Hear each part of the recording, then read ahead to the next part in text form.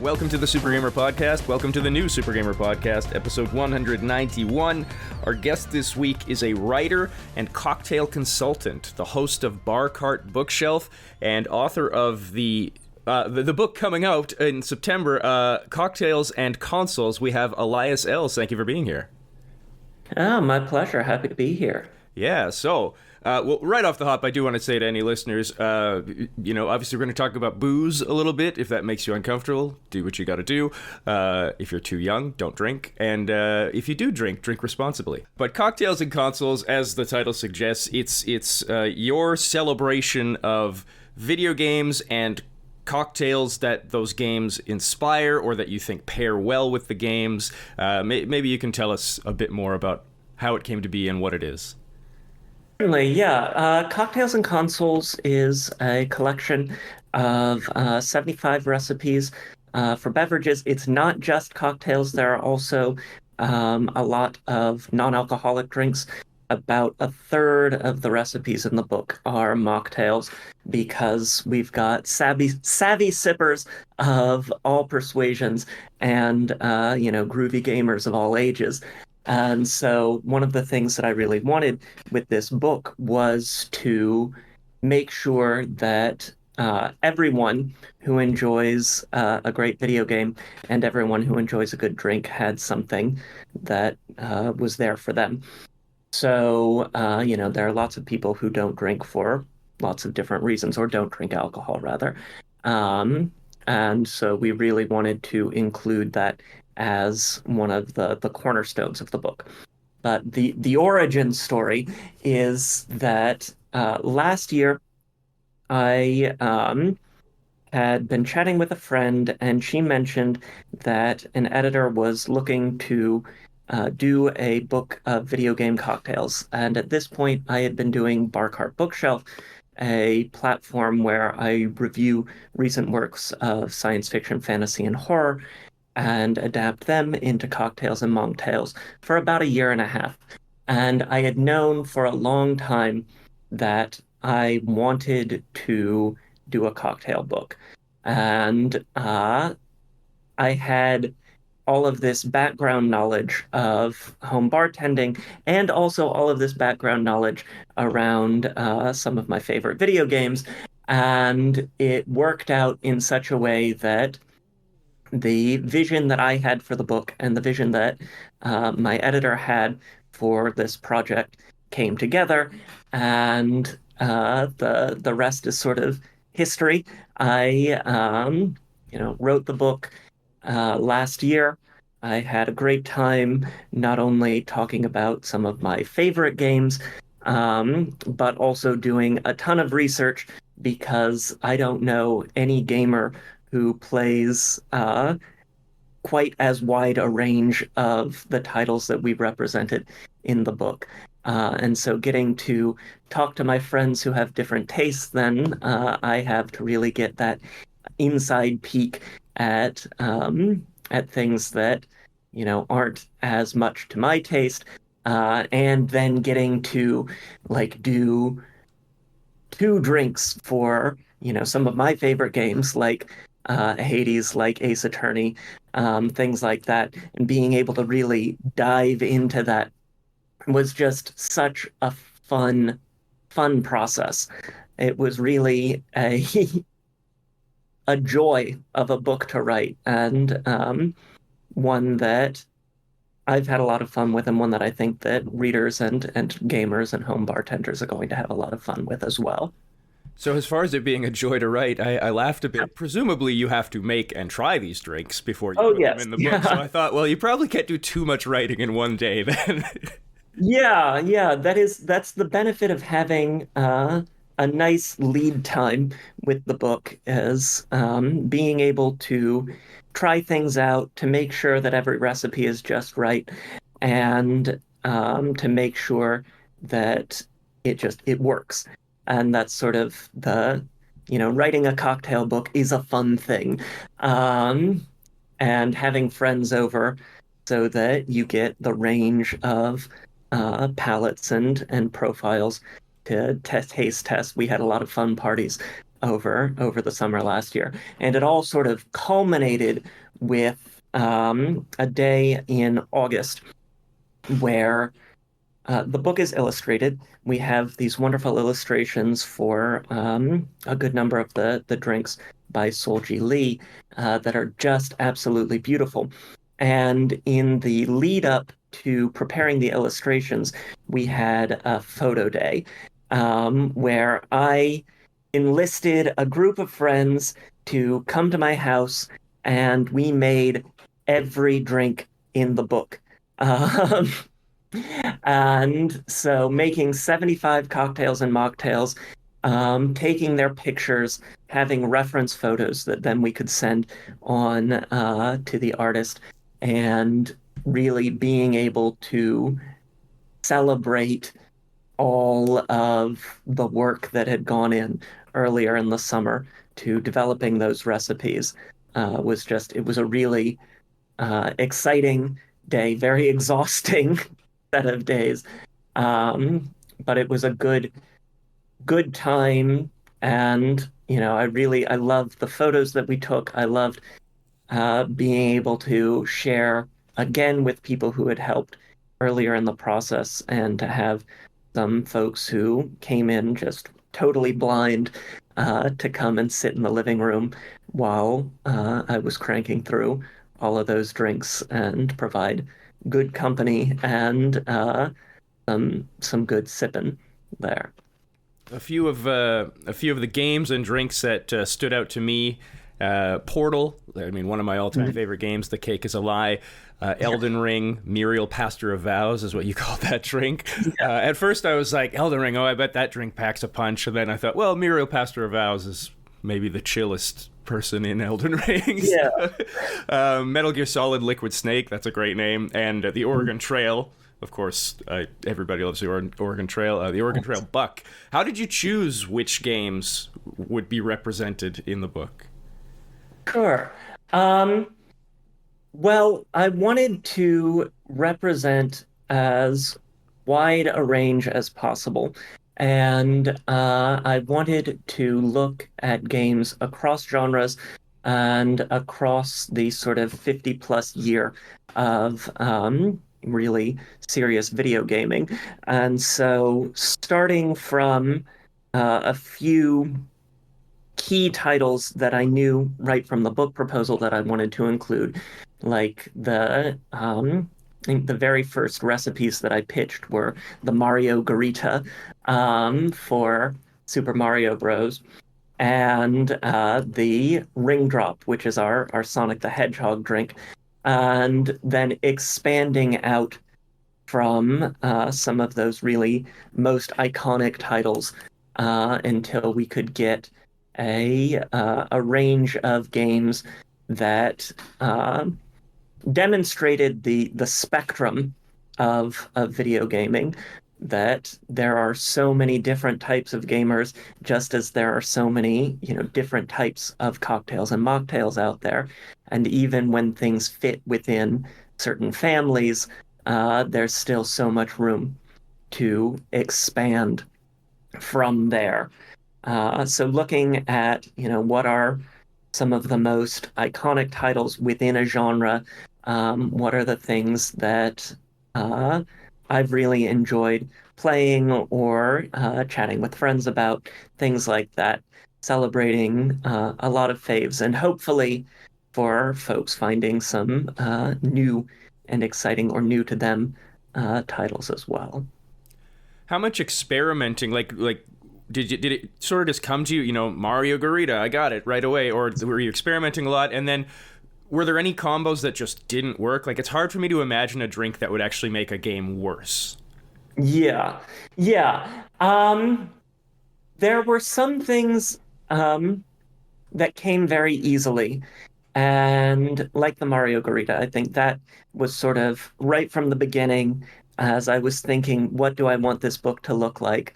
That was right there. And the ring drop as well that I mentioned for Sonic the Hedgehog, because the garnish for that, one of the fun things about this book is all these exciting sorts of funky garnishes. I wanted to do rings of lemon peel on a little cocktail skewer, just like the little golden rings in Sonic. And so thinking about, what is the hook, either from the cocktail direction or from the game direction, really helped to orient my thought as I moved through writing the book. There were difficult ones. I remember I struggled in thinking about games where there aren't necessarily a lot of flavors, like Call of Duty, Modern Warfare. Uh, it's not, it's not like Stardew Valley or something where you've got plants and food and things around. There aren't many tasty cocktails in a meal ready to eat. But thinking about color, thinking about character, thinking about how to fit within a vibe really helped to overcome those more difficult places. I think with like Call of Duty Modern Warfare, we ended up doing something with Scotch whiskey, and then it's got this crown of or float of Angostura bitters on top. So you get this red that sort of filters through into the body of the drink. And in tasting that and seeing it come together, it's like, okay, this one works. Um, yeah, I don't think there didn't end up being many that got like cut or not working. It's easy now at distance to really remember the things that worked and not the things that didn't. But certainly there were as many challenging titles as there were exciting, easy ones where it just flowed.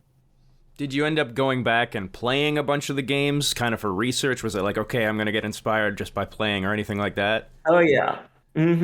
So I played in like while I was actively drafting, I played Cult of the Lamb, I played Disco Elysium, I played Persona 5. I went back and revisited some portions of the Zero Escape games and Danganronpa 2 as well. And so I really enjoyed that, like part of the off time for the book, uh, and still counting as working is settling down and playing, a run through of Hades or a run through of Cult of the Lamb, or spending my evening doing a watch through of something like, a classic Tomb Raider, just to get a feel of the vibe. So yeah. We briefly mentioned Barcart Bookshelf, and Mhm. you had mentioned how this is, in a way, sort of an extension of that, or an adjacent to, anyway.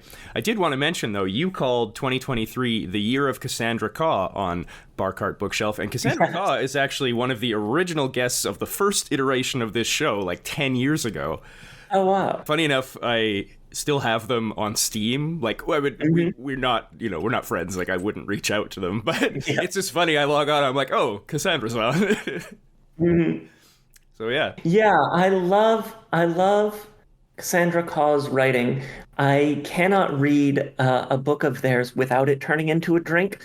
Um, because it's just, it's this like body horror and really sort of out there stuff, but it's so lovingly described and so sensory that there's always something in there that just speaks to the part of my brain that makes drinks. Um, and I just actually got in the mail a copy of their first novella, Hammers on Bone. So I'm looking forward to reading that and hopefully covering that later this year. Um, but I'm a great fan of their work, and I find that sort of chewiness of a complicated text, whether it's, on a written page or on a screen, to be a compelling inspiration for a drink. I have seen a picture of your book library. What would I see Mhm. prominently displayed in your gaming library? Yeah, yeah. I have got mostly Um, on my Switch right now, I've what you'll see first and foremost is Cozy Grove. I have become in the last month or so fully obsessed with Cozy Grove, but a lot of things, um, life simulators like that, Cozy Grove, Stardew Valley, Spiritfarer is not in the book, but was a big part of my fall. And then roguelikes like Hades and Cult of the Lamb. For classics, I still have my very first laptop, Megadell, that I, get out every so often to play Age of Mythology and Zoo Tycoon 2, which were some of my sort of earliest favorites. Um, so I like to get at a range of stuff in my own gaming, but at the sort of core of the collection is roguelikes, visual novels like Ace Attorney, Zero Escape, that sort of thing, and then cozy little life sims. I was joking a couple of weeks ago that I really don't tend to connect with coziness in science fiction and fantasy novels, but for a game, I love it. Like, I have to be mindful of when I'm going to start a new save file in Stardew Valley because I know that my next month is going to be that, and it's going to be 50 tabs of the wiki open, and it's going to be first thing when I wake up, last thing before I go to bed. Uh, so that sort of comfort and conviviality in gaming is uh, the backbone of my library there. Cool. I never really thought about it, but I think I'm similar where I love playing cozy games and I don't think I'd Mhm. seek that out in other media. Yeah, I think it appeals to different parts of your brain, and I think for me, it's that engagement. It's that moving through the world and interacting with it rather than being an observer of it the way that you are when you have the printed page. So being able to, um, you know, be that little spirit scout that I'm now in Cozy Grove, and to talk to all the little bears of the grove and to solve their little, um, essentially hidden object puzzles uh, for, 20 or 30 minutes every day is just a nice, relaxing, but still very engaging kind of process. I know you're very into biking. Do you play any biking video Mhm. games? We didn't have any biking video games in the book, and I remember we do have racing games like Gran Turismo, um, but the sports games and those sort of racing simulators ended up feeling uh, a little more difficult in the writing process. Um, so that didn't appear quite as prominent in the video gaming life as it did, in the physical life. But last summer, about a week after I turned the book in, I participated in RAGBRAI, the Des Moines Register's annual Great Bike Ride across Iowa. Um, which is a sort of 500-mile ride across the state of Iowa in a week. And last year it was sort of an unfortunate thing because it was the 50th anniversary ride, but I did really enjoy, and so it was very busy. But I did really enjoy talking to all of these people for whom cycling is like their hobby. They're just always out on the road. People who don't necessarily do fun indoor hobbies as well. And to get to talk about having just completed this book that is sort of indoorsy and very focused on like the fun that we have in the comfort of our own homes and seeing what their reactions were to that, you know. I'm going back to 2010 for this one, so I don't know if you'll remember, but how many Oh, pirates were yeah. there at the Fraser History Museum's world record attempt in 2010? Oh, I don't know. There were a lot of pirates. I'm here in Louisville, Kentucky, and for those who don't know, we have a historical arms museum, and we went as part of this record-setting event. But I'm afraid I don't know how many there were. The streets were crowded though, and filled with people, in very salty sorts of accents and swigging rum, years before I, myself was a rum drinker. Um, and that was a fun sort of thing. It's nice to have those communal events, and I think that's sort of um, one of the things going to events like that as one of the things that inspires, large format drinks and punches because, we all like to have a good party, pirate party or what have you. Do you know, did you set the world record? I don't believe it's currently the world record, but at the time, do you know? I don't know. I think we probably did, but where there are pirates, there will always be someone who wants to gather more pirates. Um, but I had a great time with it. I think that we did.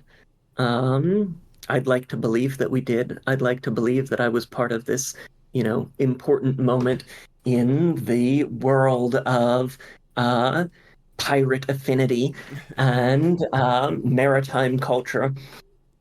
But I'm afraid I don't know if we actually did. All right, I wish I could answer that for you. one more before we get back to the book. I see you're a cribbage player, and I love cribbage. What Mhm. drink would you pair with cribbage?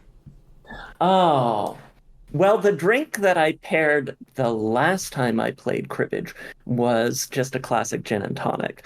I think with cribbage, um, because you're sort of engaged right there, you want something that's sessionable. So something like a highball where you have that soda water or tonic water as a lengthener to your drink because you really, you don't know when your opponent is going to be pulling something sort of sneaky. So you really want to keep your wits about you. So you want to have something that'll put you in a nice sort of game playing mood, but still enough liquid there, enough, that's going to dilute your cocktail that you're not caught, flat footed. Do you have a favorite drink in the book? Mm, my favorite drink in the book. Let's see. I mean, there are lots of favorites. It's like choosing your favorite child, except not really, because there are so many of them. Um, but particular favorites, I really liked the Muriel, Pastor of the Vows for Elden Ring. It's got these nice sort of complicating notes in it. It's like dark, but also there's this edge of a tropical note to it, and it's garnished with a pineapple frond that looks like a bishop's mitre. Mhm. And that is just, it's a really nice one for sitting and settling in on a an autumn day or an autumn evening. I really liked the V-Buck that is inspired by Fortnite. It's a dessert cocktail, and it's a bit bittersweet because it's inspired by these microtransactions. So this idea, playing with this idea of something that is a treat and really sort of dessert, but also has that edge of bitterness to it as well. Was a fun sort of idea um, to play with, and one that I have continued to enjoy making over the course of this past winter. So those are two that spring to mind. The one of the mocktails, the Marshmallow Man for Fall Guys, was a surprise as a mocktail, and one that, oh my God, this works. And one that I made for friends and family a lot over the course of the holidays. It's sort of blueberry and almond and whole milk, and sort of like a blueberry marshmallowy milkshake. Um, and that was a nice, just fun little. It feels very fancy, but it's a great drink for, gamers and sippers of all ages. So And then those are faves. what about the whole process of pitching, writing the book? What was your favorite part of everything? Hmm. I think I mentioned Photo Day, um, and I really think Photo Day was just such a joy. Being able to make it, that was one of those times where it felt the most real. Getting out of the sort of one or two people who had gotten to taste things besides myself, and sharing it with a wider audience for the first time was just a joy, because it's about hospitality, making drinks, and it's about welcoming people into your home and into your life, and sharing something with them, making something for them. And so being able to think again, uh, having already turned the book in and having already written it, about that core idea that's at the heart of it was really very special to me.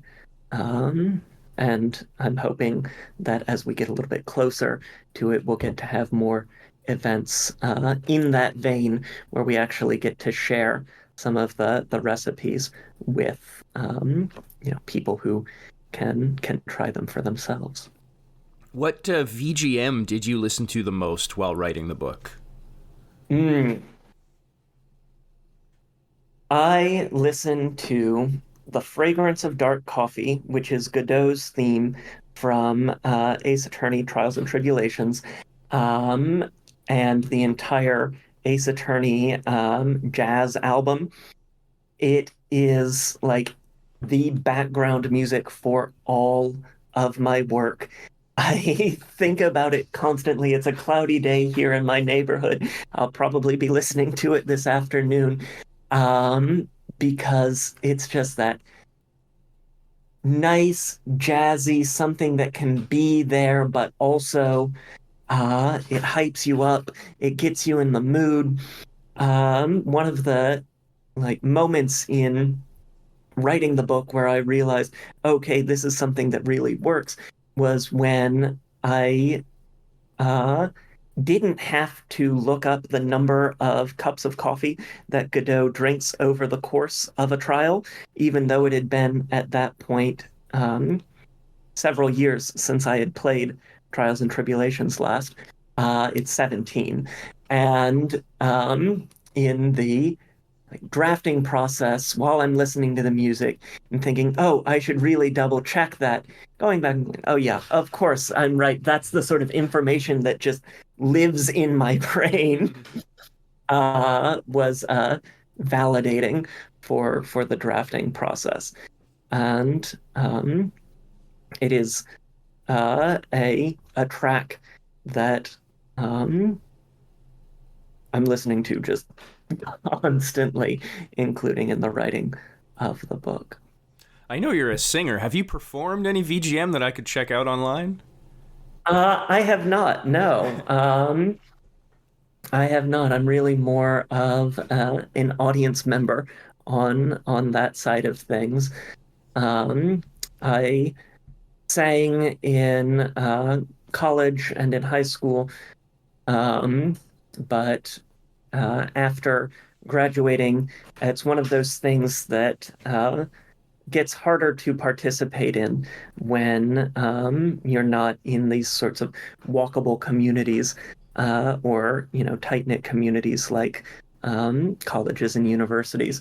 And so it is something that has fallen by the wayside, but that I continue to appreciate, uh, and wouldn't mind, visiting again. I'm thinking about performing of video game music. I feel like I have to shout out Rika Aoki's Light from Uncommon Stars.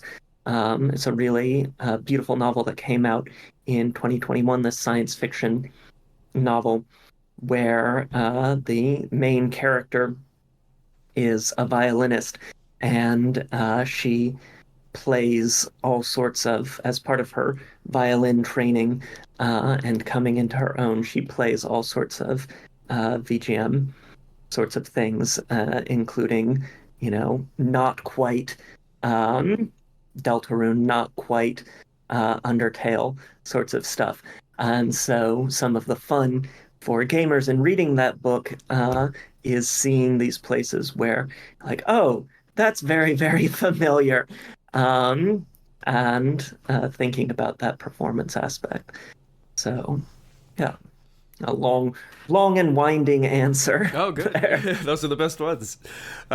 Before I let you go, I do want to. You mentioned Solji Lee's artwork and the Mhm. cover. Let's talk about the cover, which is sort of Yes. like a Mario style. With ladders from Donkey Kong, and then there's drinks all Mhm. over it, and there's leaves that look like they're collectibles, and ice cubes, and cherries and Yeah. orange slices in the background. Did you design it, or how did you do the cover? Yeah.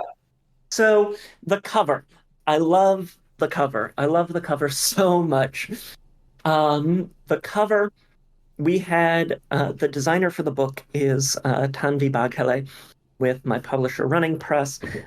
She did a really wonderful job in the sort of art design, both for the cover and then for the interior. Um, and I'm really happy with all of the work that we got to do together on that. In the sort of preparation of the cover, we looked at a number of artists and a number of sort of sketch designs, and the one that spoke to me the most was Solji's sketch of that sort of classic platformer style. And then it passed out of my hands. Frequently, in the case of books, you don't have a ton of input as the author on the cover. Fortunately, I got to have a little more um, saying, oh, this is wonderful. Can we maybe tweak a few of these things? So the biggest part of my work on the cover was when we got these first drafts back, and making sure that, like, the tools that you see on the cover are the tools that and the shapes of the tools that I specifically recommend using as a home bartender, making sure that we're actually having what's on the cover be what's in the text of the book was really uh, sort of fun and exciting in my contribution to it. But I absolutely love, love, love the cover. All of the sorts of elements of that are things from in the book. So those little cocktails and drinks on there are previews for some of the larger interior illustrations that Solji did for the book. I think having Easter eggs like that really feels of a piece with the spirit of the book. And then yes, those sorts of collectibles are really heavily inspired by the garnishes. So mint leaves and cherries and lemon wheels, things like that. So seeing those elements, like the first time I saw it, I don't think I stopped grinning for about an hour. Just awestruck by the brightness of the color, by the degree to which it is the book. And it gives you such a sense of what's in the book. Was just a true joy and something that makes me smile every time I think about it. And I'm really excited to share that as a physical object and artifact with people as we come up on the release date in September. Right. The book is Cocktails and Consoles, coming out September 10th, but you can pre-order now anywhere you get your books. You also have Barcart Bookshelf on YouTube that people can look up. Pardon me. Anything else you want people to know? Um, I hope you stay, tuned in to Barcart Bookshelf. That's going to be where all of the announcements for book events as we head into the fall go. I'm really looking forward to doing some events with, my local bookstores and some barcades as well. So, make sure that you stay tuned in on Barcart Bookshelf and across social media for news on that front. I would be truly honored if you pre-order Cocktails and Consoles. I think that folks are really going to have a lot of fun with it. Elias Eells, thank you so much.